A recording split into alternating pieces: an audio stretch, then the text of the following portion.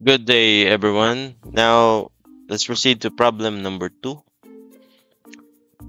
Your vessel has a masthead height of 22 meters. You are approaching the port of Katana and will pass under the Konoha Bridge with a charted height of 24 meters.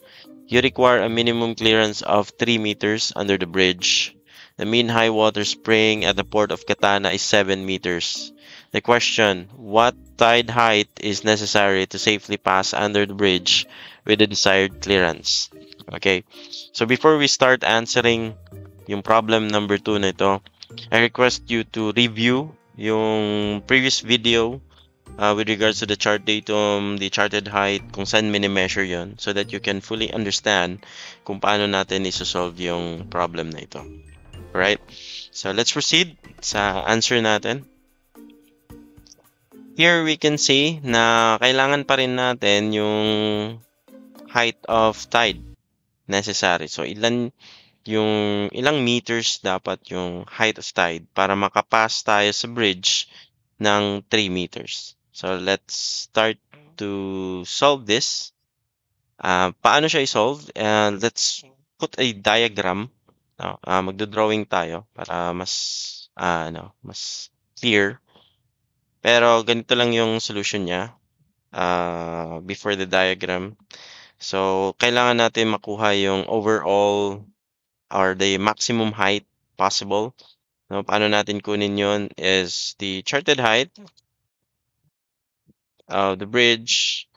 Tapos, i-plus mo yung mean high water spring. That will be equal to the maximum height of bridge. Maximum height of bridge kung walang tide o zero tide.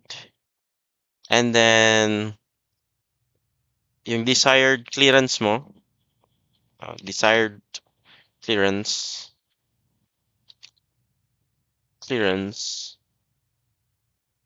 plus yung masthead height is the maximum height of the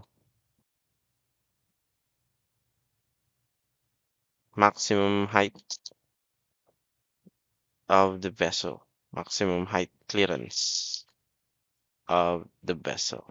So, i-plus mo si charted height plus the mean high water spring, makukuha mo yung max height of the bridge, then yung desired clearance ng vessel plus plus mo sa masthead height, that will be equal to the max height clearance of the vessel. Pagkatapos mong ma-add yun, yung max height of bridge minus mo sa max height of the vessel. Then that will be equal to the height of tide. So yan yung magiging formula mo dyan sa mga problems na involve yung ganitong. This will be your solution. Yan lang. Yan lang siya. So that is your solution. Okay? So paano ba yun i-diagram natin para mas maintindihan ninyo? So first off, kailangan nating i-plot yung charted height niya. So ano ba yung charted height ni Konoha Bridge? So the charted height is 24 meters. So saan ba galing yung charted height, 'di ba? The charted height is measured, or the reference point is the mean high water spring. So, tayo natin dito. Sample, unahin natin to. Let's put a line here. So, the reference point na sinasabi ko, that is your mean high water spring. Okay. Mean high water spring, 24 meters from the mean high water spring, pataas. From mean high water spring, pataas. That is your charted height.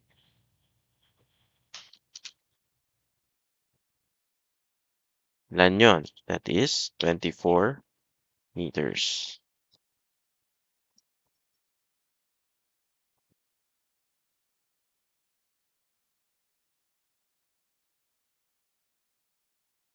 So, ilagay natin si bridge dito. This is the bridge.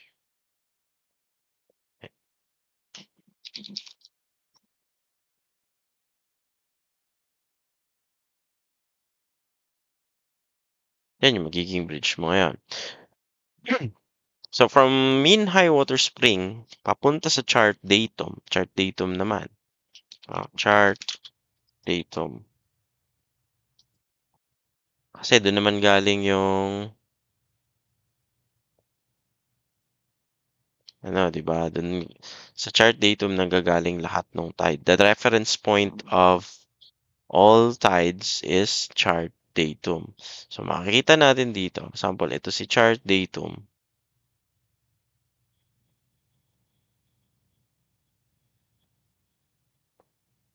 And that would be your chart datum.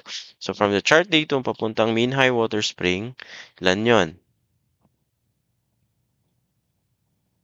So that is your 7 meters na height. 7 meters. Kasi yun yung tide mo, di ba?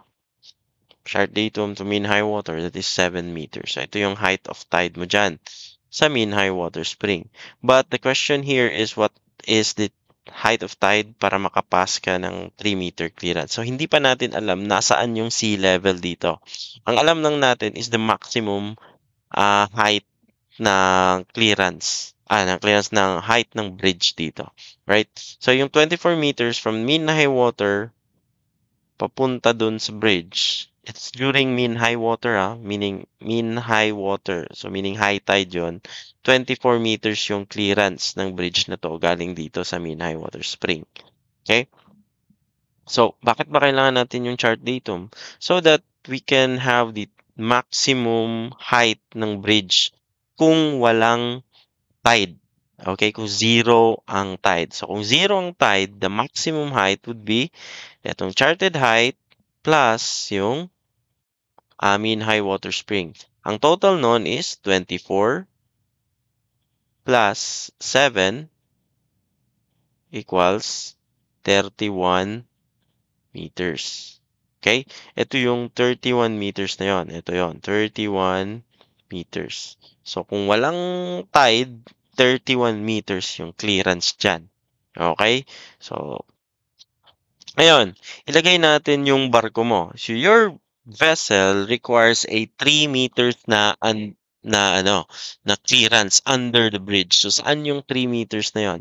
So from the bridge papuntang baba, required niya is 3 meters na clearance. So kailangan meron ka daw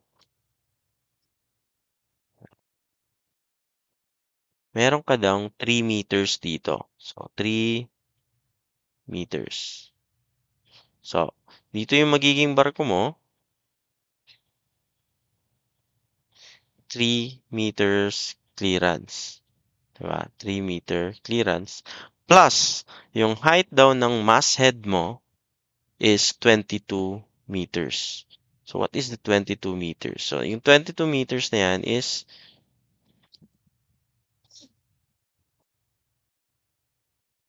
yan, 22 meters yung height ng barko mo.